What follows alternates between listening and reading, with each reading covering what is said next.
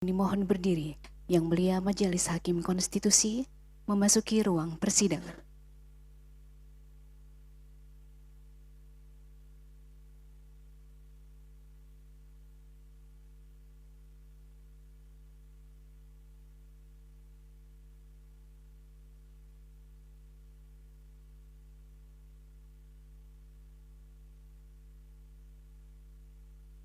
Hadirin disilakan duduk kembali.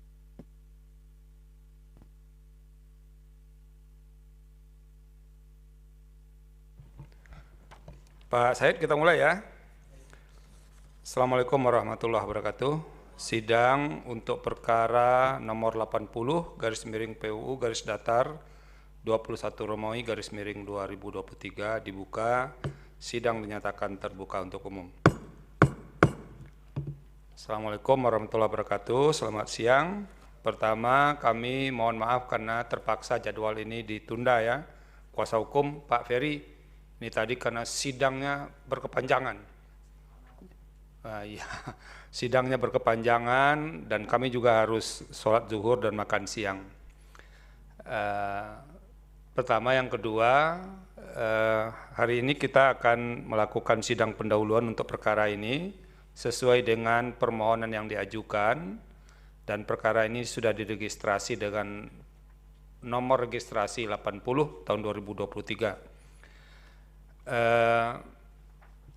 Agenda pertama, kami akan mendengarkan pokok-pokok pikiran, pokok-pokok permohonan. Dari permohonan ini nanti ujungnya dibacakan petitumnya, dan setelah itu akan ada nasihat dari Majelis Hakim.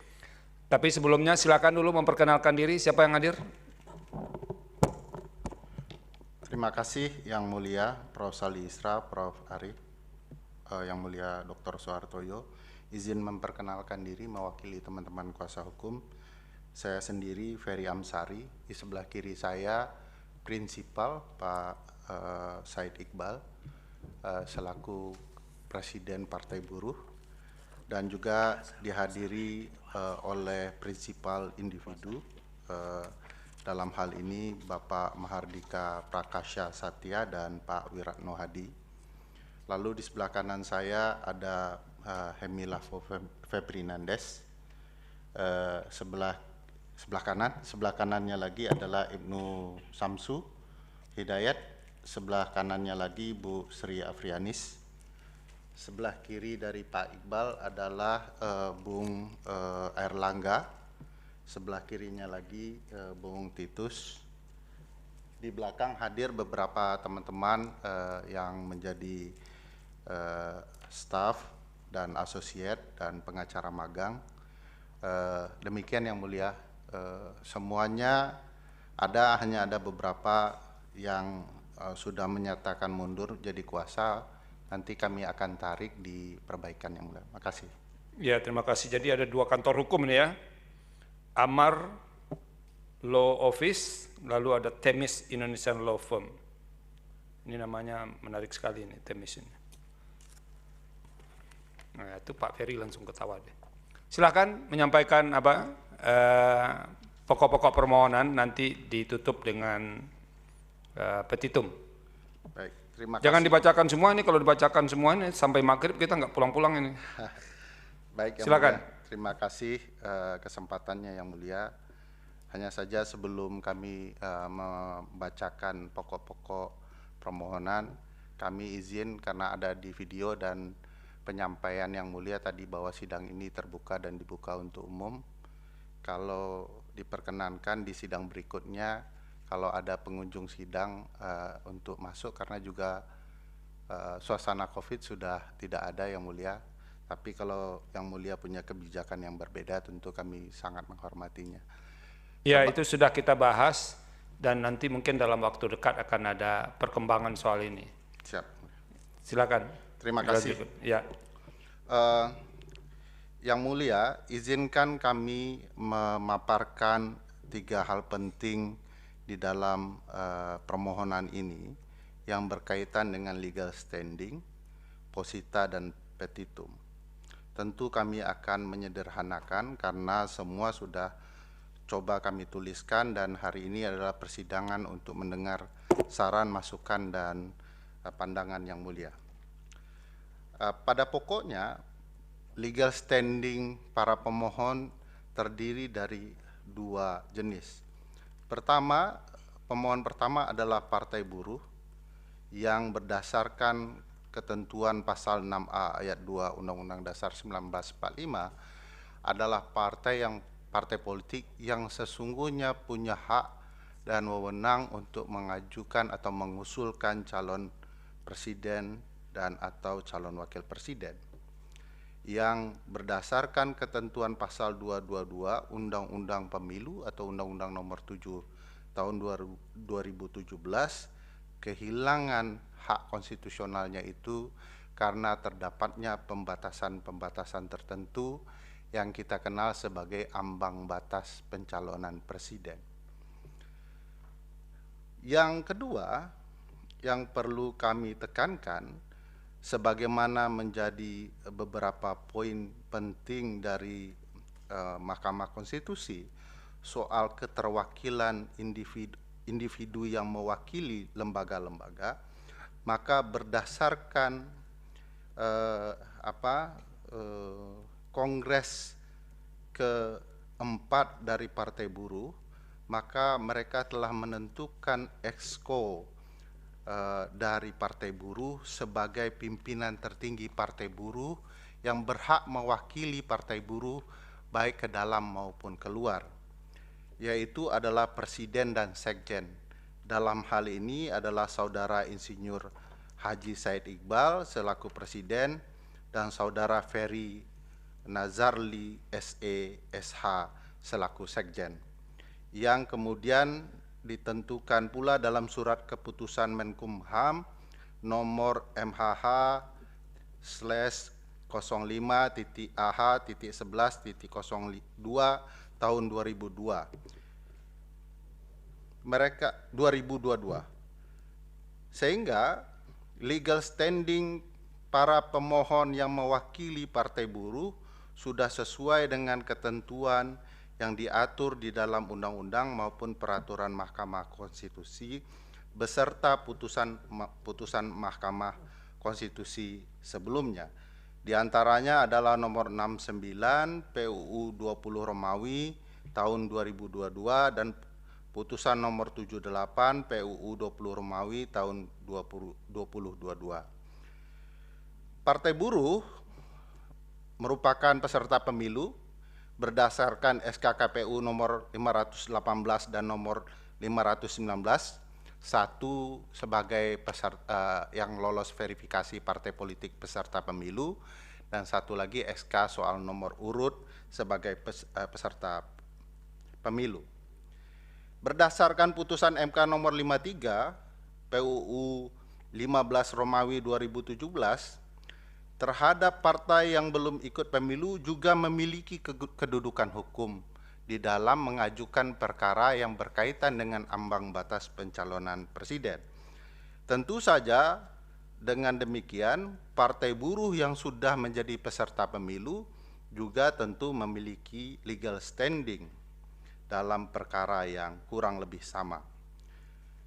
Yang mulia sekalian, konsep ambang batas pencalonan presiden yang ada di pasal 222 atau pasal 222 ini tentu saja berbeda sama sekali dengan ketentuan pasal 6A ayat 2. Kalau kami boleh mempersandingkan, pasal 6A ayat 2 itu terang benderang mengatur bahwa calon presiden dan wakil presiden diusulkan oleh partai atau gabungan partai politik sebelum pemilu. Kalimatnya eksplisit sebelum pemilu.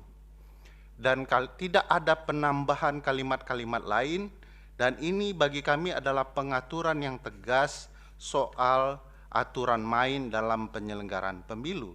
Oleh karena itu perlu diatur sangat clear, tidak kemudian bisa dikembangkan dalam berbagai tafsir para pembentuk undang-undang.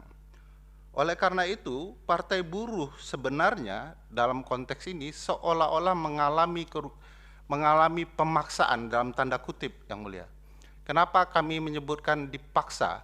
Karena mau tidak mau mereka harus mengikuti partai-partai yang memiliki ambang batas suara yang ditentukan oleh ketentuan pasal 222. Jadi mau ke A, ke B, ke C, tetap saja bagi partai buruh berat karena partai-partai tersebut yang memiliki wewenang untuk mengajukan usulan calon itu adalah partai yang berbeda ranah ideologinya dengan partai buruh. Bahkan dalam hal-hal tertentu itu terlihat nyata. Misalnya bagaimanapun partai-partai yang berhak mengusulkan calon presiden adalah partai yang mengesahkan ketentuan Undang-Undang Cipta Kerja misalnya. Oleh karena itu partai buruh seolah-olah dipaksa untuk berkoalisi dengan partai-partai yang pada dasarnya berbeda arah juangnya dengan partai buruh. Sehingga ketentuan pasal 222 ini memaksakan ideologi untuk kemudian disatukan, padahal ideologi perjuangan itu berbeda, padahal ideologi partai itulah yang penting dalam pemilu untuk membedakan partai A, partai B, partai C. Nah, oleh karena itu ketentuan ini sungguh diskriminatif dan kemudian membuat keseragaman yang tidak diperlukan dalam konsep penyelenggaraan pemilu. Pemohon 2 dan 3 adalah individu, Saudara Mahardika dan Saudara Wiratno adalah kader partai buruh. Mereka berhak dan dicalonkan menjadi bakal calon legislatif dari partai buruh. Tapi karena ketentuan pasal 222 yang memaksa partai buruh mengeluarkan kebijakan untuk berkoalisi dengan partai-partai penyelenggara atau yang mengesahkan Undang-Undang Cipta Kerja, mereka menolak dan kemudian mundur. Gara-gara keberadaan ketentuan ini, mereka juga merasa dirugikan karena seolah-olah mereka harus mendukung partai-partai yang kemudian arah juangnya berbeda dengan partai buruh. Jadi ketentuan pasal 222 ini coba menyatukan sesuatu yang berbeda di alam demokrasi kita yang semestinya dibuka lebar sebagai wujud perbedaan sehingga para pemilih dan kader bisa menentukan arah juang mana yang mereka akan pilih dalam proses demokrasi dan kepemiluan dan partai politik. Jadi pemohon 2 dan pemohon 3 merasa dipaksa untuk mundur karena mereka memperjuangkan ideologi partai buruh yang ada di partai buruh, tapi gara-gara ketentuan 222 ini memaksa mereka untuk membiarkan proses koalisi yang terjadi di proses penyelenggaraan pemilu. Alasan pemohon kemudian akan kami bacakan yang mulia, kurang lebih itu adalah bagian legal standing yang pada pokoknya telah kami tuliskan dari halaman 7 selanjutnya terkait dengan partai buruh dan di halaman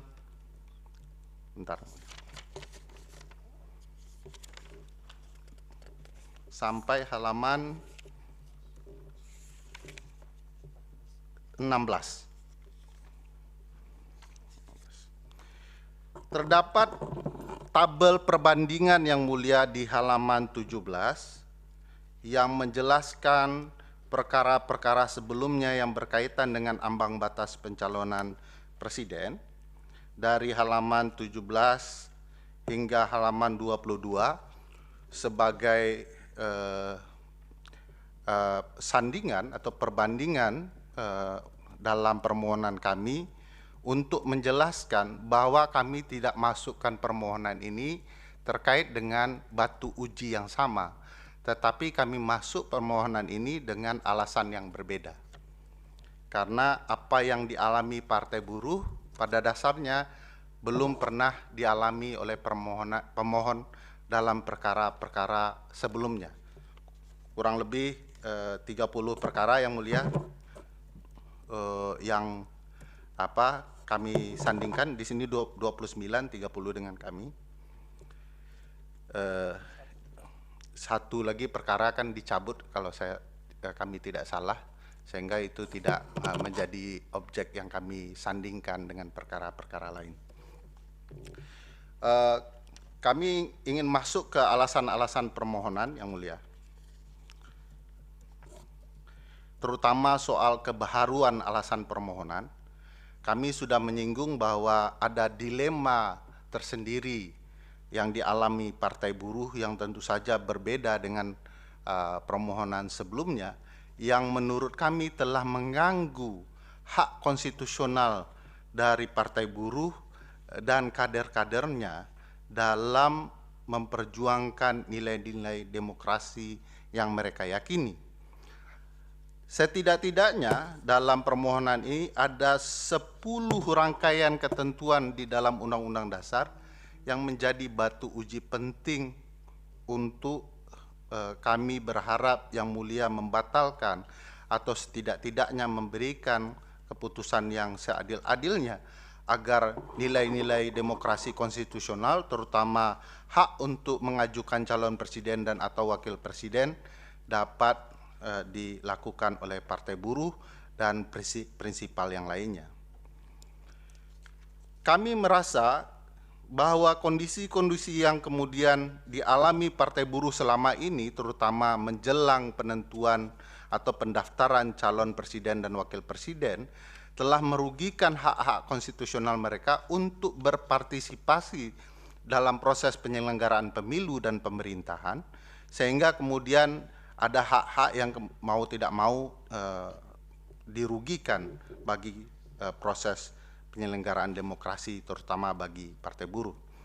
Yang Mulia, ambang batas syarat pencalon ini tentu saja berseberangan dengan nilai-nilai universal hak asasi manusia, yang kemudian membuka ruang orang untuk secara bebas memilih representatifnya, bahkan memilih kandidat-kandidat yang bagi mereka harus melalui proses yang adil. Kami mengutip misalnya pasal 21 DUHAM yang kemudian memastikan setiap orang punya hak untuk berpartisipasi dalam pemerintahan, persis sama dengan ketentuan di Undang-Undang Dasar bagaimana setiap orang dilindungi haknya dalam berpartisipasi dalam pemerintahan. Bagaimana bisa berpartisipasi kalau di ujung proses itu sendiri terjadi pembatasan-pembatasan hak.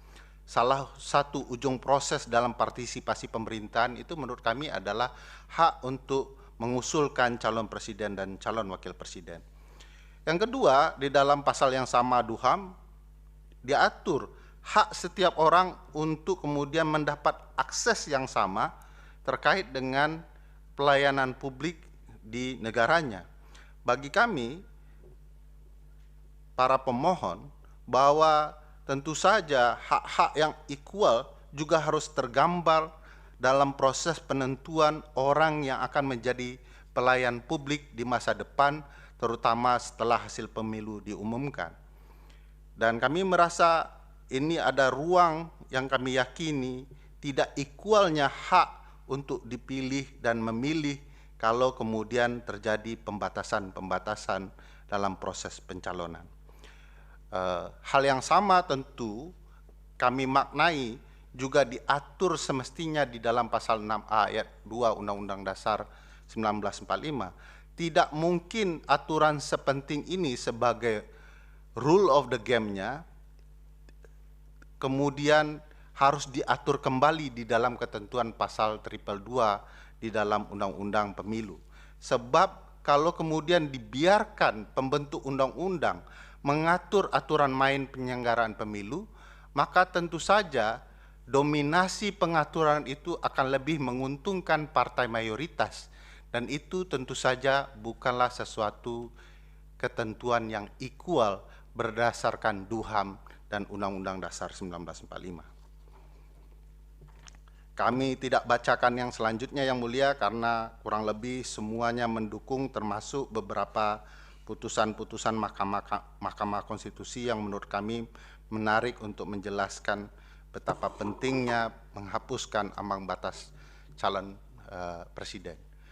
Sependek pengetahuan kami Yang Mulia, tidak ada negara lain di dunia yang menganut sistem presidensial yang mengatur ambang batas pencalonan presiden.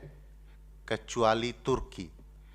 Turki itu pun mencontoh ambang batas pencalonan yang dilakukan di Indonesia. Jadi Indonesia sudah menjadi contoh di Turki yang menurut kami ya, itu adalah contoh yang salah.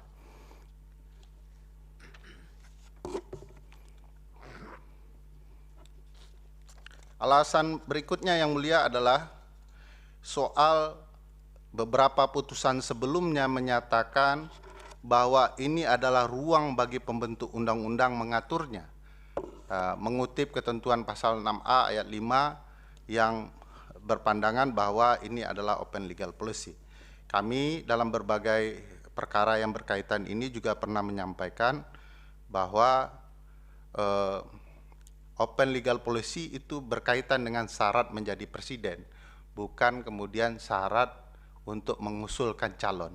Dua hal yang menurut kami berbeda. Tetapi yang menarik adalah dalam berbagai perkara di Mahkamah Konstitusi terjadi perkembangan luar biasa soal bagaimana MK dapat memaknai open legal policy. Di dalam perkara nomor 112 PUU 20 tahun 2022, MK menyatakan bahwa open legal policy dapat saja kemudian ditafsirkan oleh MK atau dapat dikesampingkan apabila bertentangan dengan moralitas, rasionalitas, dan menimbulkan ketidakadilan yang intolerable. Putusan MK lainnya yang bicara soal ini adalah putusan nomor 93 PUU 16 Romawi tahun 2018. Kami mengutipnya di halaman 33 permohonan ini yang mulia. Bagi kami tentu saja kalau sudah ada aturan main yang tegas di dalam pasal 6A ayat 2 Undang-Undang Dasar, tidak mungkin lagi kemudian diatur oleh pembuat undang-undang, karena tentu saja sekali lagi itu akan menimbulkan ketidakadilan yang intolerable.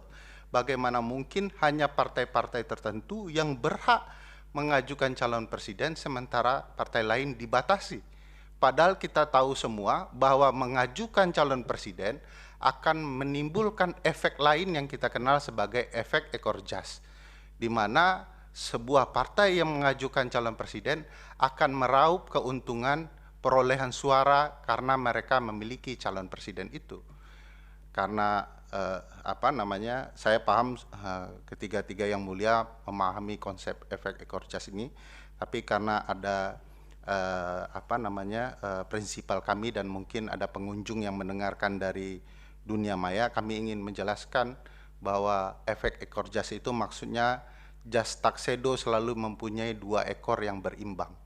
Maknanya menurut para ahli, kalau dia mengajukan calon presiden, maka perimbangan suara akan terjadi atau diperoleh partai yang mengajukan calon presiden itu terhadap suara mereka di lembaga legislatif.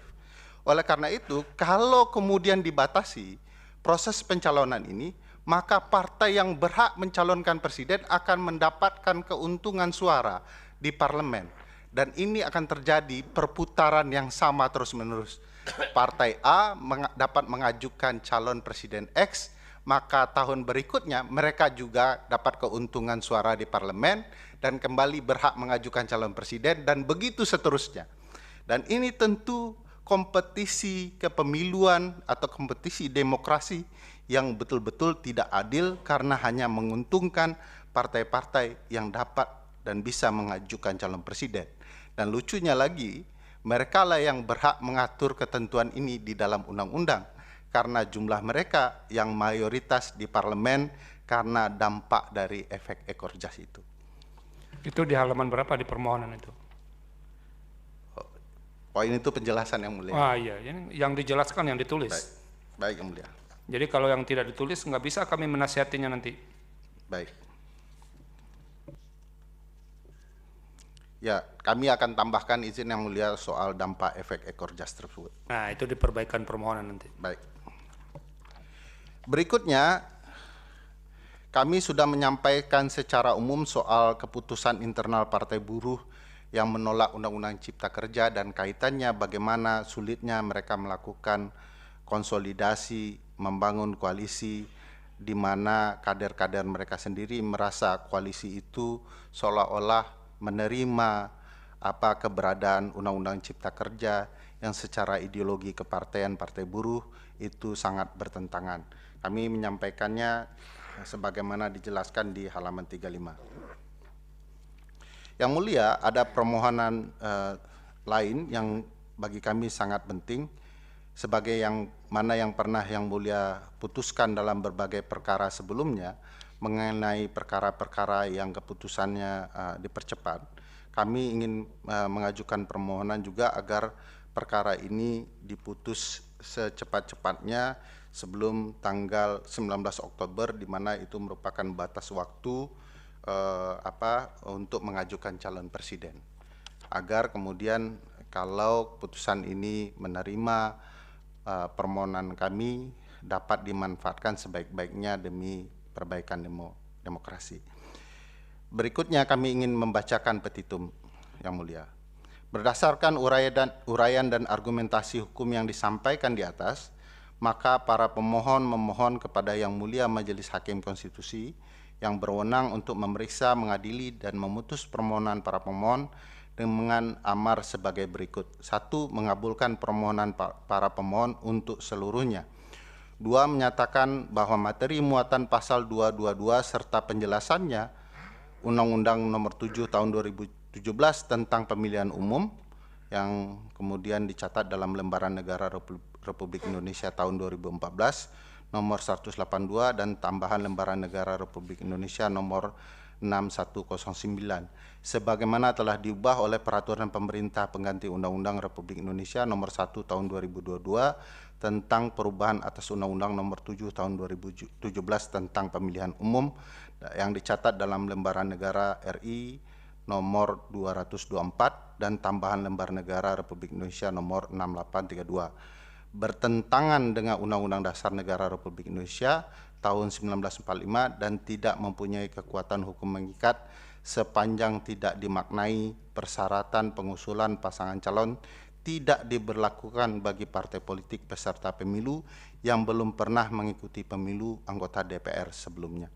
3. Memerintahkan pemuatan putusan dalam Berita Negara Republik Indonesia atau dalam hal Yang Mulia Majelis Hakim Konstitusi berpendapat lain, mohon putusan yang seadil-adilnya. Ex aequo et bono. Demikian Yang Mulia secara umum. Mohon izin Yang Mulia, sebagai manusia tentu ada poin-poin yang luput saya sampaikan. Mohon ruang waktu untuk dipertajam atau dilengkapi oleh teman-teman yang lain. Silakan kalau Kan kalau petitumnya sudah dibacakan sudah selesai itu Pak Ferry. Ya. Mohon bersabar, kan sudah sering di sini. Kalau yang mau ditambahkan itu sebetulnya sebelum sampai petitum. Ini Pak Ferry udah sampai petitum mau balik lagi ke tengah kita itu. Ya, siapa tahu ada yang poin-poin yang lupa Yang Mulia.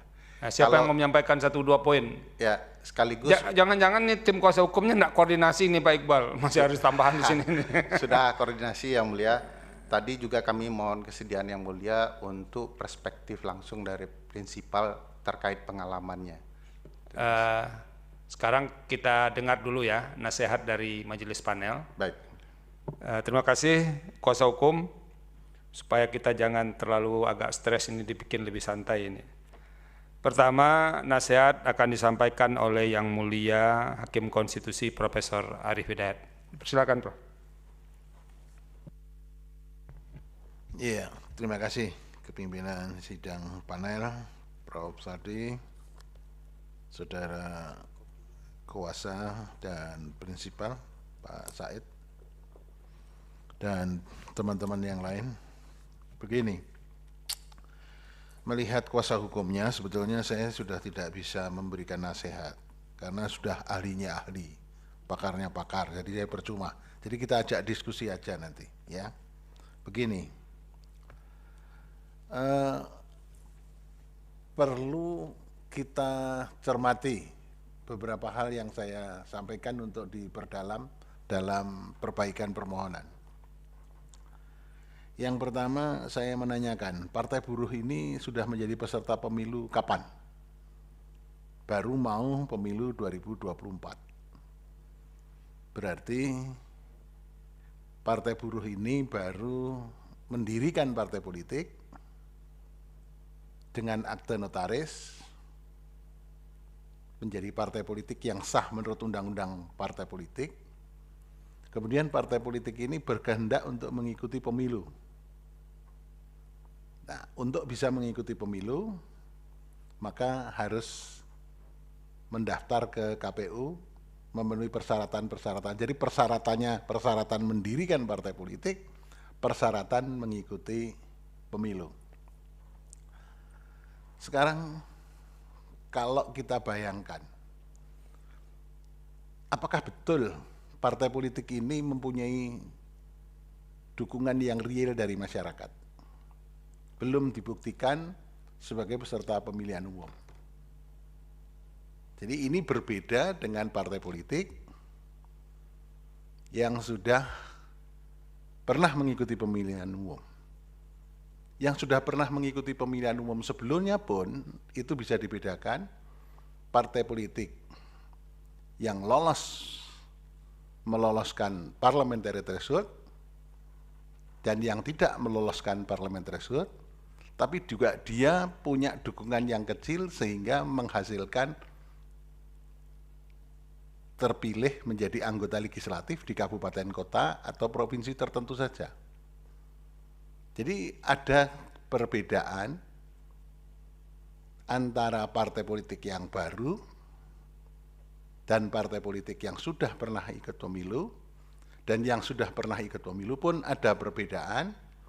Yang satu meloloskan parliamentary threshold sehingga mempunyai anggota legislatif yang ada di DPR pusat, dan ada partai politik yang tidak lolos parliamentary threshold sehingga dia hanya mempunyai wakil di DPR di kabupaten kota. Bahkan ada partai politik yang tidak berhasil sama sekali. Jadi ada beda.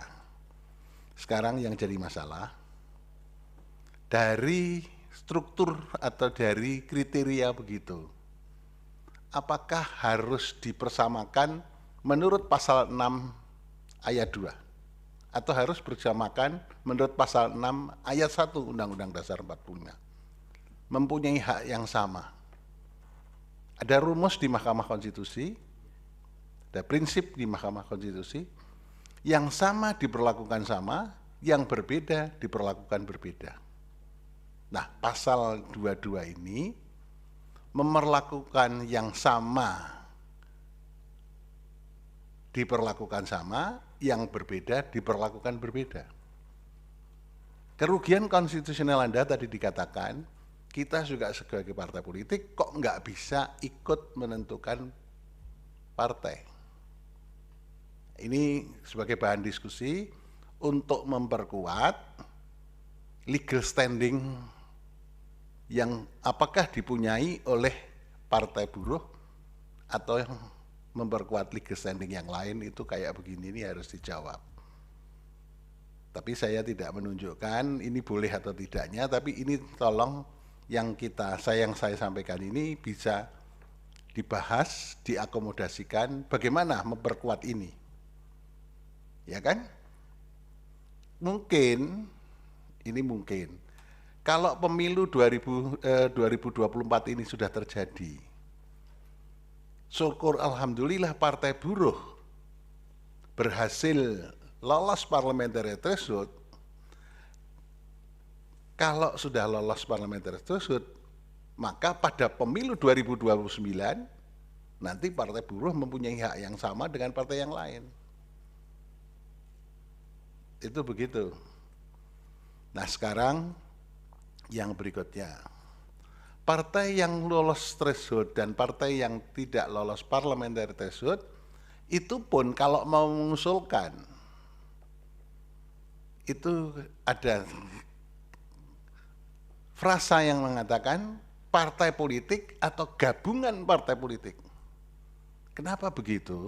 Aturan di pasal 6 ayat 2, karena dimungkinkan kalau ini sistem presidensial, modalnya bisa terpilih menjadi presiden, nanti pada waktu menjalankan kekuasaannya dia terpilih, dia berarti harus berhadapan check and balances dengan DPR.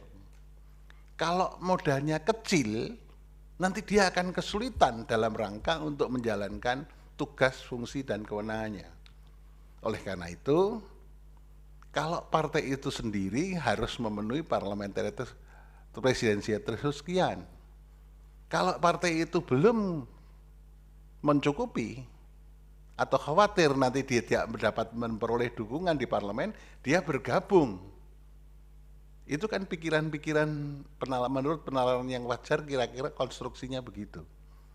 Sehingga ini tadi ada pembedaan, berbeda antara yang sama dibedakan, yang sama disamakan, yang berbeda dibedakan. Nah itu kalau apa yang saya sampaikan coba di-challenge di dalam permohonan ini supaya kita menjadi yakin. Itu yang pertama. Kemudian kita bayangkan permohonan akan dikabulkan oleh hakim, Anda itu harus bertindak, berperilaku, melakukan simulasi seperti hakim. Kalau saya sebagai hakim, apakah permohonan dengan narasi yang demikian itu meyakinkan hakim untuk mengabulkan atau tidak? Jadi tidak sekedar kalau saya memberikan nasihat, mengajukan permohonan di Mahkamah Konstitusi itu tidak sekedar melempar isu konstitusional atau tidak konstitusional, tapi harus yakin kalau permohonan yang diajukan ini narasinya sangat kuat sehingga nanti pasti dikabulkan oleh hakim dengan berbagai pertimbangan. Itu yang kedua. Kemudian yang berikutnya tadi Pak Ferry Amsari sudah mengatakan juga begini. Ada satu hal yang sedikit saya agak lupa tadi, itu apa ya? Ya ini saya sudah mau pensiun dari MK, usianya sudah 70.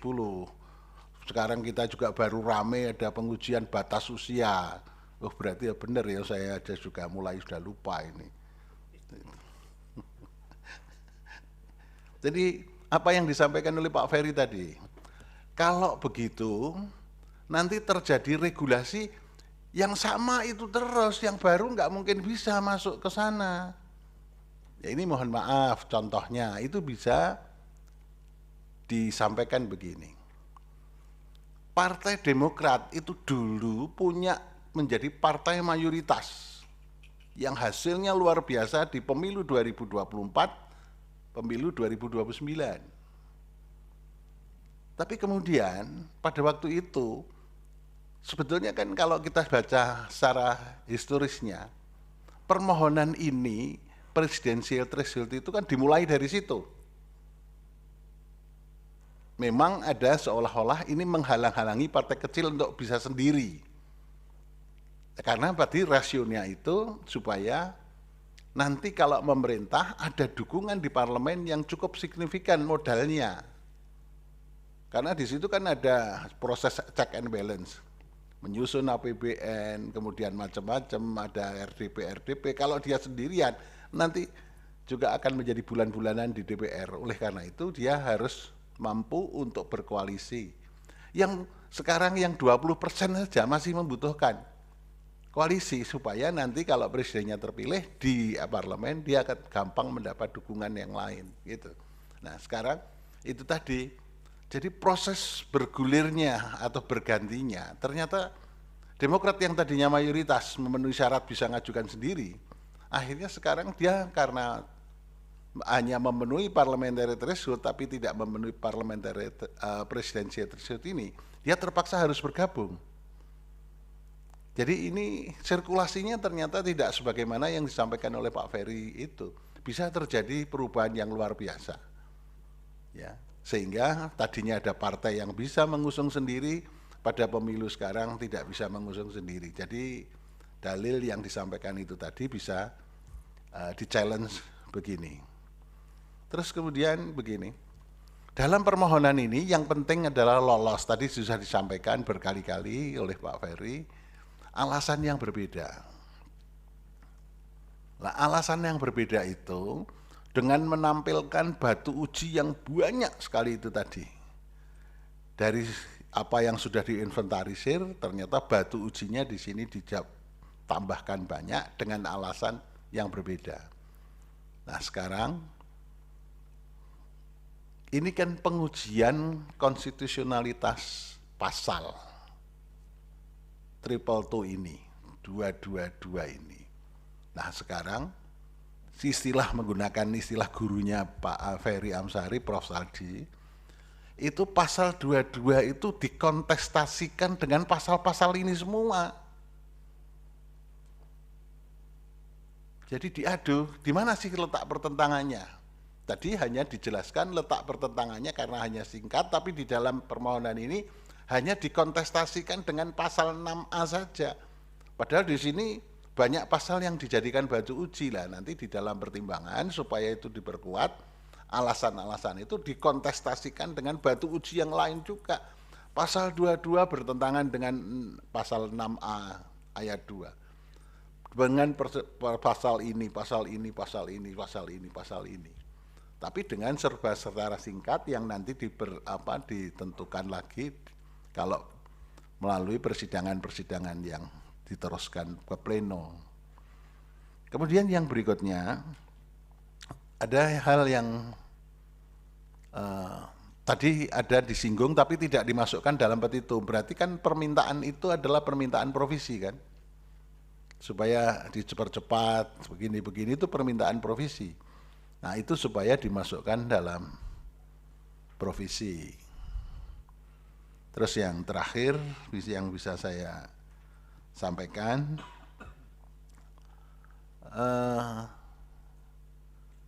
yang tadinya open legal policy bisa mahkamah ikut menentukan kalau ada syarat-syarat tertentu.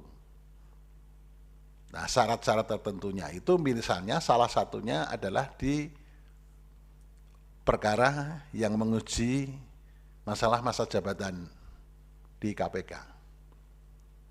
Tapi kalau mau dilengkapi, baca disertasinya salah seorang panitera pengganti di Mahkamah Konstitusi, disertasinya Mardian.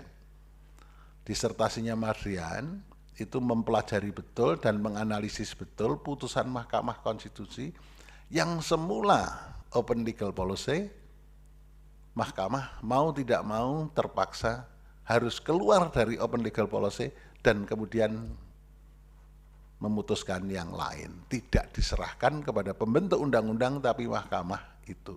Nah salah satu syaratnya tadi sudah disebutkan, yang saling krusial adalah kalau ada diskriminasi yang tidak dapat ditoleransi oleh mahkamah, maka mahkamah supaya itu tidak berkepanjangan, tidak diserahkan kepada pembentuk undang-undang tapi diputus oleh mahkamah supaya segera diskriminasi yang bersifat intolerable itu segera diakhiri. Itu mahkamah bisa begitu. Nah sekarang ada banyak model yang bisa disimpangi menjadi alasan kenapa mahkamah bisa menyimpangi yang tadinya open legal policy menjadi tidak open legal policy. Tapi apakah duduk masalah yang kita persoalkan yang utama di sini berkenaan dengan pasal 22 itu bisa masuk dalam apa yang disebut kriteria-kriteria yang disebut itu tadi. Nah sekarang tadi sudah saya omongkan disampaikan di muka, ada partai yang begini baru, ada partai yang sudah pernah ikut pemilu, ikut pemilunya ternyata dia tidak lolos parliamentary threshold. Dia partai tapi jadi tetap berdiri tapi hanya mewakili anggota DPR kabupaten kota, tidak punya anggota. Misalnya kayak apa ya, ada partai PSI kalau nggak salah, dia di DKI bagus, di daerah lain juga biasa, tapi di DPR nggak punya. Jadi kan ada partai-partai ini. Lah apakah perlakuan yang berbeda pasal 22 itu yang dialami oleh partai buruh ini itu bisa disebut ya apa namanya diskriminasi yang bersifat intolerable, atau kalau itu tidak memenuhi pengecualian-pengecualian yang lain. Makanya saya mohon untuk bisa dipelajari disertasi itu bisa masuk di mana enggak, supaya mahkamah bisa yakin ini juga bisa menyimpang. Karena selama ini putusan mahkamah mengenai presidensial threshold mengatakan boleh mau dibuat 20%, 50%, atau bahkan 4% atau 2% atau tidak sama sekali. Tidak ada presidensial threshold, boleh-boleh saja, tapi itu kewenangannya adalah kewenangan pembentuk undang-undang, bukan kewenangan Mahkamah Konstitusi. Ini diskusi-diskusi ini mohon untuk bisa dipikirkan, ya, dijadikan dasar pertimbangan alasan di dalam permohonan ini supaya kita bisa berubah atau tetap pada pendirian yang lalu. Itu saja, Prof. Saldi. Terima kasih. Terima kasih Yang Mulia Prof. Arief. Jadi nanti pendapat, saran dari hakim itu tidak mungkin tercatat dengan baik semua, tapi bisa nanti dikunjungi website Mahkamah Konstitusi. Ada rekaman persidangan juga, ada risalah persidangan juga. Nanti kira-kira yang mau ditambahkan. Ya namanya juga saran tuh Pak Ferry. Terserah pemilihan nantinya. Berikutnya Yang Mulia Bapak Dr. Suhartoyo. Iya, terima kasih Pak Ketua. Prof. Arief juga. Begini Pak Ferry dan Pak Syed Iqbal dan teman-teman. Yang pertama saya yang tidak substansi dulu. Ada beberapa surat kuasa yang belum ditandatangani, baik dalam permohonan maupun dalam surat kuasa sendiri.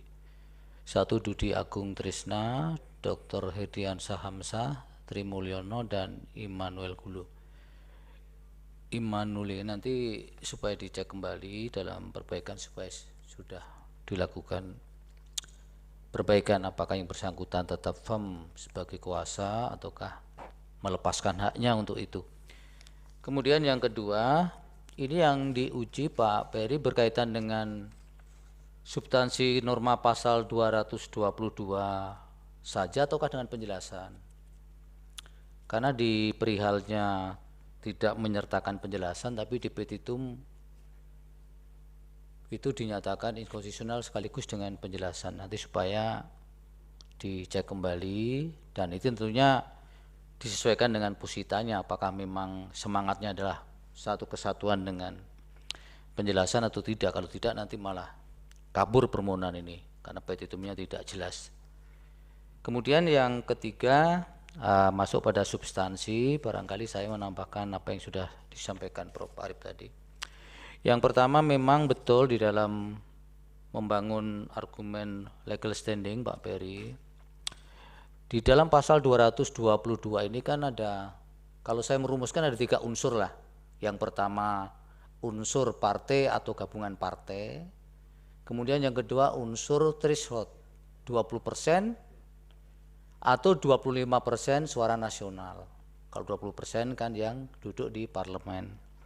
Kemudian yang ketiga unsurnya adalah partai yang ikut kontestasi sebelumnya. Nah oleh karena itu tolong Pak Ferry nanti diperkuat 3 unsur ini ketemu tidak untuk dikaitkan, kalau dikaitkan dengan posisi pemohon hari ini, baik partai buruh sendiri maupun yang 2 orang perorangan, pemohon 2 dan pemohon 3. Masuk tidak di antara unsur-unsur itu? Karena putusan-putusan MK yang sudah banyak tentang threshold, nanti Pak Ferry bisa cermati subjek hukum siapa saja sih yang sudah oleh MK diberikan legal standing itu. Di sana clear, jadi meskipun perdebatannya ada pendapat-pendapat, varian pendapat para hakim, tapi yang menjadi putusan MK secara kelembagaan yang seperti apa nanti kan suka tidak suka, mau tidak mau itulah yang harus diikuti. Nah, itu untuk yang partai politik. Tapi yang perorangan juga clear juga di sana di putusan-putusan MK sebelumnya Pak Ferry. Apakah bisa perorangan kalau di sini mengargumenkan yang bersangkutan adalah calon legislatif, apakah kemudian serta-merta bisa diberikan, dan itu kemudian bisa membedakan dengan alasan-alasan MK sebelumnya yang tidak semua perorangan itu diberikan untuk legal standing yang mempersoalkan pasal 222 ini. Itu jadi nanti mohon dicek kembali untuk penguatan bangunan argumentasi berkaitan dengan legal standing. Nah, itu penting karena nanti bisa jadi perkara ini kemudian perdebatan atau diskusi kuatnya para hakim adalah di dalam mengidentifikasi apakah pemohon 1, 2, 3 ini mempunyai legal standing itu. Nah itu PR besarnya Pak Beri dan teman-teman. Kemudian yang masuk pada pokok saya tambahkan sedikit saja. Keterkaitan pasal 6A, kemudian pasal 222 ini dinormakan di undang-undangnya ini Pak Beri. Ini kan juga sudah cukup banyak sekali, tidak hanya banyak tapi pakai sekali putusan-putusan MK yang berkaitan dengan pendiriannya itu. Nah, betul apa yang disampaikan Porparip tadi. Nah, ini menjadi PR Pak Said dan Pak Peri dan teman-teman untuk mendiskusikan bagaimana bisa menjebol pendirian MK yang sudah berlapis-lapis melalui banyak sekali putusan itu. Nah, itu yang di samping apa yang disampaikan Pak Peri tadi, ada kebaharuan tadi, mungkin ada yang mungkin nanti setelah didiskusikan kembali di rumah ada yang lebih baharu lagi barangkali kan, bisa kemudian mengikis anasir-anasir yang ada di pasal 222 yang unsur-unsurnya sebagaimana yang saya sampaikan tadi. Itu di pokok permohonan. Saya juga tidak terlalu banyak untuk mencampuri pada bagian posita karena ini otoritasnya sepenuhnya sebenarnya ada pada ada exercise-nya para pemohon atau pemohon sendiri, tapi inti dasarnya adalah saya hanya mengingatkan coba dicarikan argumen yang sifatnya extraordinary lah, yang kemudian bisa menembus pendirian-pendirian mahkamah yang menjadi pendirian selama ini yang sudah berlapis-lapis melalui putusan yang berulang-ulang itu. Kemudian yang petitum saya setuju bahwa ini memang kalau mengendaki adanya permohonan pemeriksaan cepat, jadi dibagi dua kelompok Pak Peri, dalam provisi dan yang kedua dalam pokok perkara. Jadi ada dua klaster permohonan di petitum. Yang terakhir mengenai petitum sendiri mungkin nanti bisa dijelaskan ya di dalam posita ke depan dalam perbaikan ataukah karena kalau saya memahami ini berarti pemohon ini sebenarnya, para pemohon ini sebenarnya tidak mempersoalkan secara langsung tentang threshold. Bisa jadi pemahamannya adalah, pemahaman yang bisa ditangkap adalah hanya menghendaki bahwa partai yang baru mau ikut kontestasi pemilu yang akan datang supaya diberi hak untuk mengusulkan presiden dan wakil presiden. Ataukah bisa juga ini strategi dengan minta ringkasan atau kesimpulan petitum seperti itu, kemudian otomatis syarat threshold itu akan tergasak.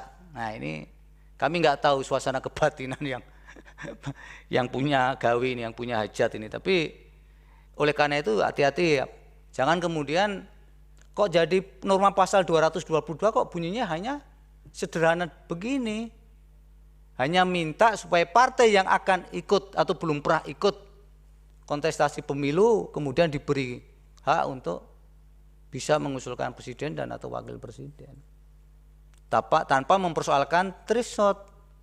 Bisa jadi kalau kemudian dimaknai secara bersayap, nah ini sebenarnya setuju dengan threshold, tapi hak untuk mengusulkan ada sejak sekarang. Nah, mana yang benar nanti di petitum dicermati juga Pak Peri. Mungkin itu saja Pak Ketua, terima kasih. Terima kasih Yang Mulia Pak Dr. Suhartoyo. Nah, itu beberapa poin kuasa hukum dan prinsipal. Catatan tambahan dari saya. Pertama, tadi kan di luar soal partai ya. Dan itu memang ada beragam. Kalau dibaca itu 30 putusan soal presidensial threshold itu beragam-ragam. Ada yang dissenting, soal legal standing, soal substansi, jadi itu bisa dilihat nanti. Nah, tadi kan dikemukakan pemohon 2 dan 3 itu mundur dari partai karena dia tidak mau berkoalisi, kan begitu tadi? Gimana tadi? Mundur dari pencalonan yang mulia. Mundur dari Tidak pencalonan karena tidak mau berkoalisi. Nah, itu kan kami tidak bisa menerima penjelasan itu saja tanpa ada buktinya. Nah, tolong ada buktinya itu bahwa dia memang mundur karena itu ya, nanti dilengkapi. Kami belum bicarakan bukti karena ini kan masih saran nanti supaya kita bisa lihat begitu membaca di sini itu sudah terpampang nanti ini buktinya dan alasan-alasan dia mundur itu. Itu satu. Yang kedua, ini soal legal standing. Itu poin C4 di halaman 27 itu sampai dengan halaman 30 itu jangan-jangan itu bagian yang harus digunakan untuk menjelaskan kerugian hak konstitusional partai politik. Judulnya aja udah kelihatan nih, ambang batas syarat pencalonan presiden, pembatasan ini merupakan pembatasan hak konstitusional bagi warga negara. Kan itu kan menjelaskan kerugian hak konstitusional. Nah, mestinya masuknya ke situ. Jadi mungkin kan kuasa hukum sudah tahu apa yang harus dijelaskan di legal standing, apa yang harus dijelaskan di alasan-alasan mengajukan permohonan. Kalau di legal standing itu kerugian hak konstitusional. Nah, itu yang harus dijelaskan. Tapi kalau di alasan, mengapa pasal 222 dan penjelasannya itu, nah itu yang dikatakan Prof. Harif tadi, dikonteskan, jadi harus dikonteskan dengan pasal-pasal yang menjadi dasar pengujian. Nah, di sini kalau dilihat tadi, itu dasar pengujian yang digunakan itu kan banyak sekali ya, ada beberapa, sebentar saya lihat, tadi sudah digarisi.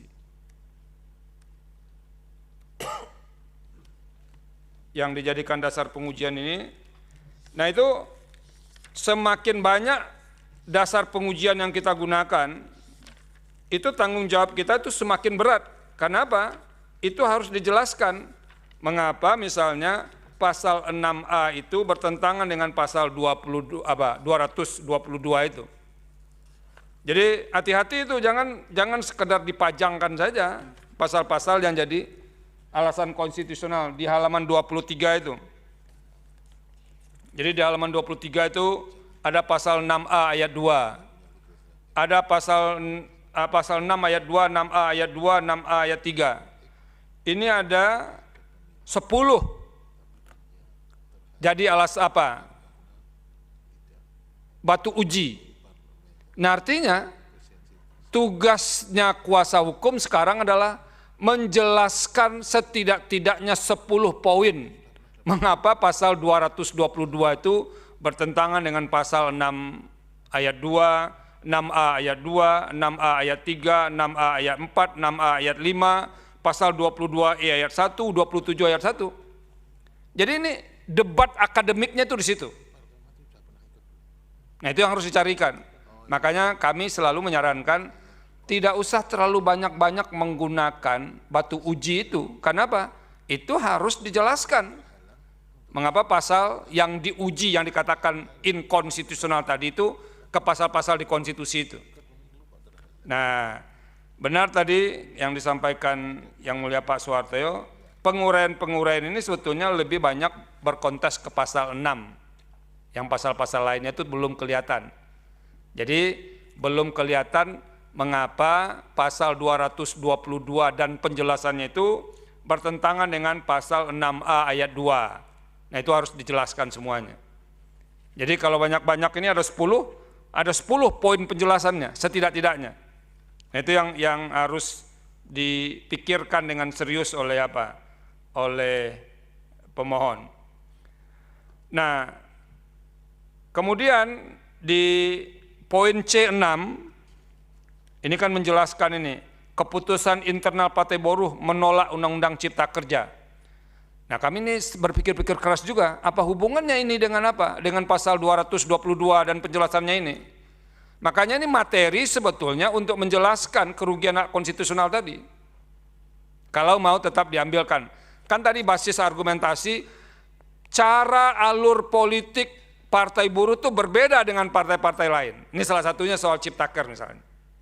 Tapi kan ini tidak bangun argumentasi untuk menjelaskan kenapa pasal 222 dan penjelasan itu bertentangan dengan Undang-Undang Dasar 45. Nah itu yang perlu di-clearkan di permohonan ini. Termasuk misalnya dengan baik pemohon sudah mengemukakan ya permohonan-permohonan sebelumnya yang jumlahnya 29 di sini, permohonan ini batu ujinya ini, permohonan ini batu ujinya ini, sampai 29. Nah nanti kan kalau orang bikin disertasi kan di ujung atau tesis dikatakan dasar pengujian ini, nah, pengujian yang diajukan ini berbeda dengan pengujian sebelumnya. Tapi karena sulit mencari itu berbeda, lalu digunakan alasan yang berbeda, alasan yang kedua. Tapi tiba di alasan itu tidak dibuatkan tabelnya. Harusnya ada pula tabel yang menyatakan permohonan 44 tahun 2017 ini alasannya ini. Permohonan nomor 53 2017 alasannya ini. Setelah 29 nanti dikatakan alasan kami ini, jadi berbeda dengan alasan di atas. Sebab kalau pintu ini tidak lolos, Pak Said, nah itu kami nggak bisa masuk ke substansi. Kenapa? Dianggap bahwa tidak memenuhi prinsip tidak boleh atau tidak dapat diajukan kembali. Kenapa? Tidak bisa membuktikan dasar hukum, dasar pengujian yang berbeda, dan atau alasan konstitusional yang berbeda. Nah jadi ini bikin tabel ini bikin jebakan sendiri juga nih, bikin tabelnya untuk dasar hukum baru, tapi alasannya belum. Nah coba nanti kami dijelaskan apa alasan yang berbeda permohonan ini dengan 29 permohonan sebelumnya. Tapi kalau dasarnya itu semuanya sudah pernah dipakai sebelumnya.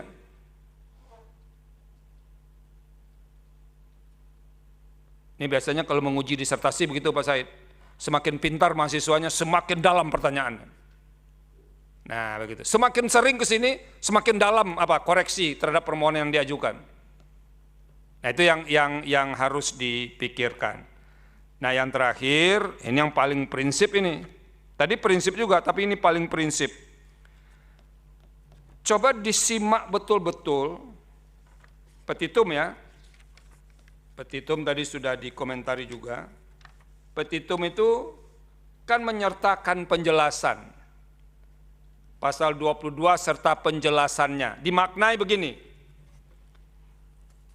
Tidak mempunyai kekuatan hukum mengikat, saya bacakan separuh saja. Sepanjang tidak dimaknai, persyaratan pengusulan pasangan calon tidak diberlakukan bagi partai politik peserta pemilu yang belum pernah mengikuti pemilu anggota DPR sebelumnya. Ini untuk pemaknaan norma atau untuk pemaknaan penjelasan? Karena ini kan dua hal yang berbeda ini. Ada di normanya, di pasal 222, ada di penjelasan pasal itu. Atau memang maunya pemohon dua-duanya dimaknai begitu. Nah, tapi kan jadi aneh jadi dalam konteks penyusunan norma. Nah, tolong itu diperhatikan dengan serius terkait dengan ini. Nah itu beberapa catatan, mungkin nanti bisa dipertimbangkan. Sebelum ini kita tutup, kita beri kesempatan Pak Said Akil untuk menyampaikan beberapa poin, tapi jangan lama-lama betul ya. Said Iqbal, Prof. Pak Said Iqbal, mohon maaf. Silakan Pak Said Iqbal. Terima kasih Yang Mulia Majelis Hakim. Yang pertama, Partai Buruh adalah partai kelas pekerja working class, berbasis identitas kelas buruh, petani, nelayan, miskin kota. guru honorer, buruh migran, pekerja rumah tangga, disabilitas dan sebagainya, pensiunan. Di seluruh dunia partai ini basis identitas kelasnya jelas. Oleh karena itu ketika kami mendirikan partai buruh itu, kami berpikir tentang kelas. Ada dua, ketika partai politik kami dirikan partai buruh ini sebagai partai politik, kami ingin masuk legislatif dan tentu ingin menjadi pemenang di eksekutif. Oleh karena itu ketika presidensial threshold 20% ini dijadikan dasar dalam mencalonkan calon presiden, sangat tidak adil bagi kelas pekerja ini, working class, karena kami ingin mengoreksi terhadap pemimpin negara yang sangat penting di dalam mengambil keputusan. Kasus Omnibus Law adalah salah satu alasan mengapa Partai Buruh didirikan. Nah, ketika 3 capres akibat adanya presidensial threshold, tidak mungkin kami memilih 3 capres yang tidak pernah menyatakan secara terbuka, bahkan partai politik yang mengusungnya adalah yang mendukung Omnibus Law. Kalau begitu untuk apa kami mendirikan Partai Buruh sebagai saluran konstitusional daripada kelas?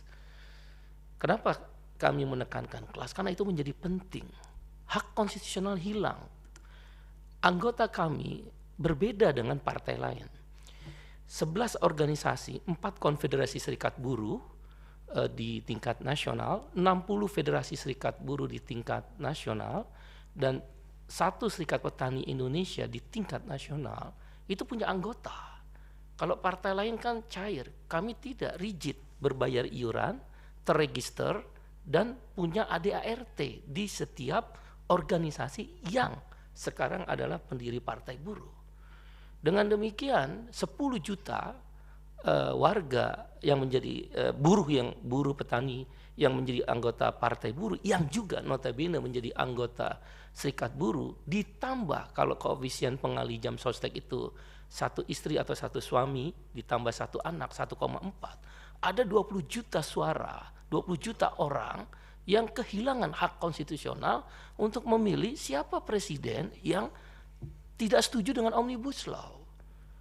Belum lagi dengan hal-hal lainnya, undang-undang kesehatan yang hak BPJS rawat inap sekarang jadi urun bayar, dengan program KRIS, kamar rawat inap standar, menjadi iuran akan naik.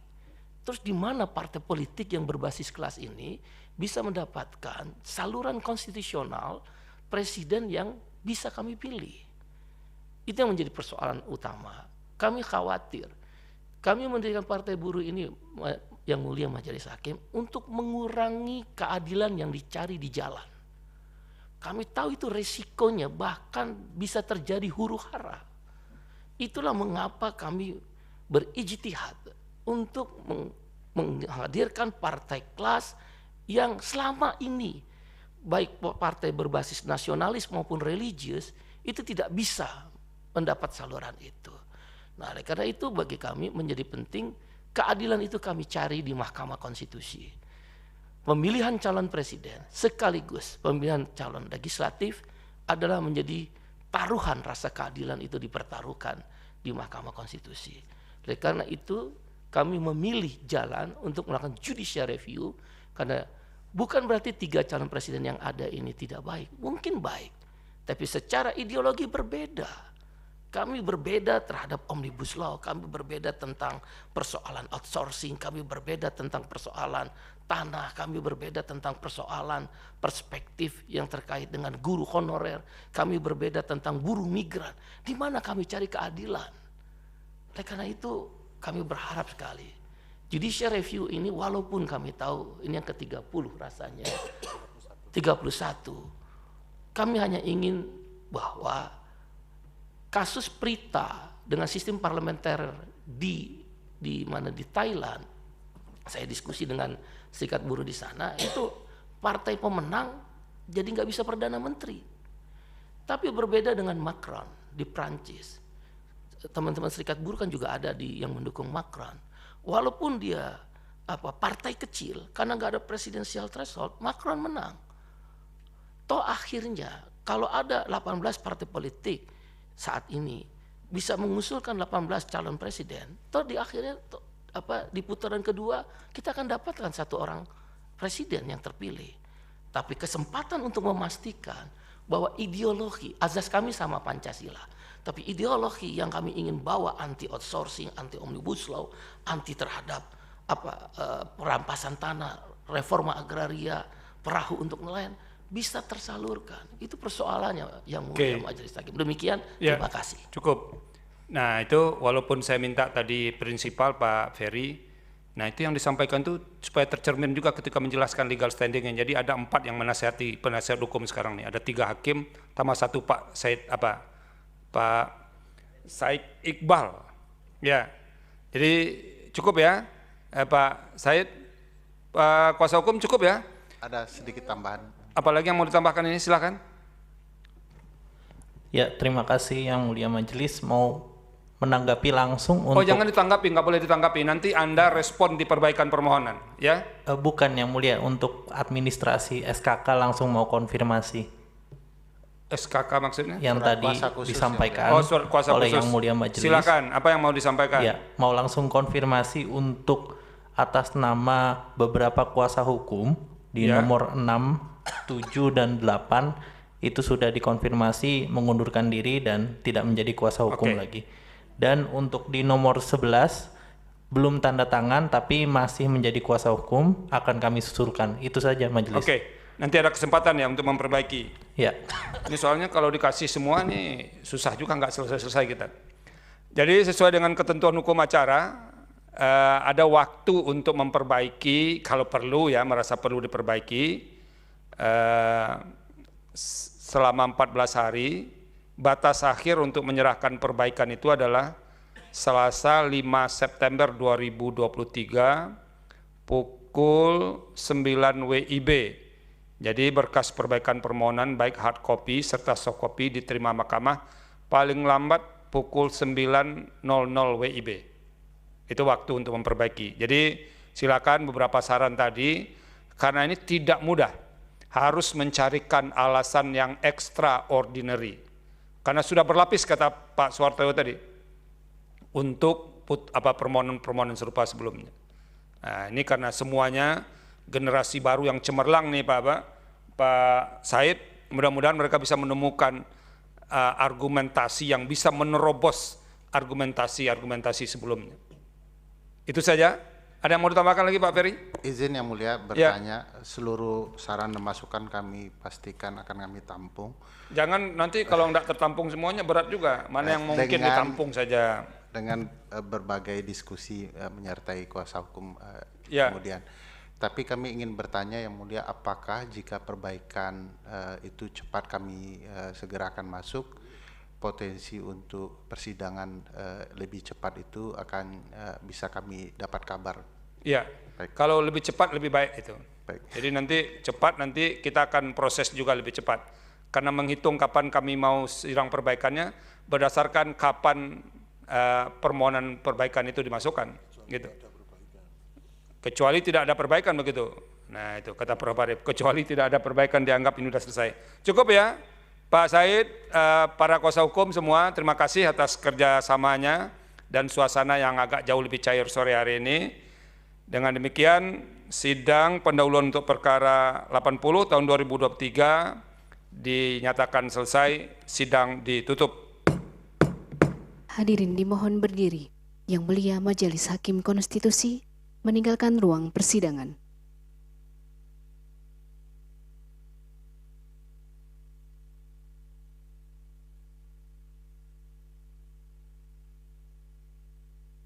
Hadirin disilahkan duduk kembali. Hadirin yang kami hormati, demikianlah persidangan pada hari Rabu tanggal 23 Agustus 2023. Untuk perkara nomor 80/PUU/21 Romawi/2023 telah selesai. Terima kasih, selamat sore.